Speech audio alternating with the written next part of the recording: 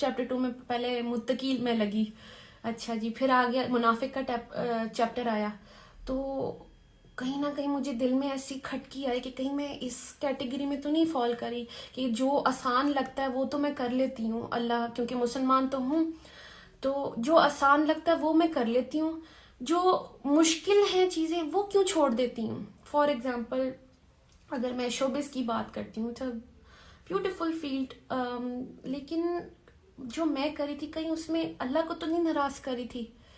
تو ایسے لگتا تھا کہ اگر میں حجاب کے بغیر کوئی کام کرتی ہوں، اپنی بیوٹی شو آف کر رہی ہوں، کہیں میرا اللہ تو نہیں مجھ سے ناراض ہو رہا. تو اس لیے مجھے یہ بڑا ریئلٹی چیک ملا کہ آپ چیک کر لیں.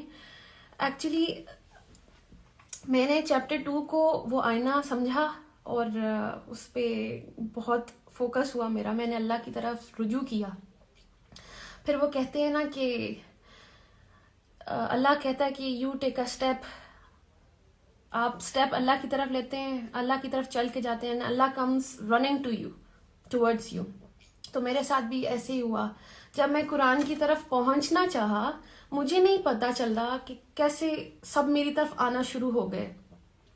میں نے صرف کھولنا چاہا تھا، دیکھا اور سب کچھ خود سے ہونا شروع ہو گیا. سب سے پہلے میں نے اناؤنس کیا انسٹاگرام پہ کہ میں اللہ کی طرف آئی ہوں، کیونکہ وہ دل میں میرے ڈر آیا تھا چیپٹر 2 پڑھ کے کہ کہیں میں اللہ کی اس والی کیٹیگری میں نہ آ جاؤں جو اللہ کو پسند نہیں ہے. کوئی بھی حکم ہم وہ مان لیتے ہیں جو ہمیں ایزی لگتا ہے اور وہ چھوڑ دیتے ہیں جو ہمیں مشکل لگ رہا ہوتا ہے. تو مجھے یہ حجاب پہننا مشکل لگتا تھا شاید، کیونکہ مجھے لگ رہا تھا کہ صرف کریشن کو خوش کرنا ہے، اور اس کو کریشن کو خوش کر کے میں اندر سے خوش نہیں تھی.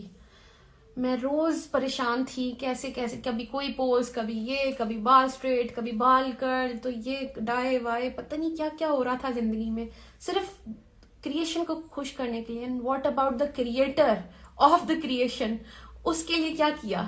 مطلب اگر یہ کریشن کو امپریس کرتے کرتے میں اللہ کے پاس چلی گئی تو میں اللہ کو کیا منہ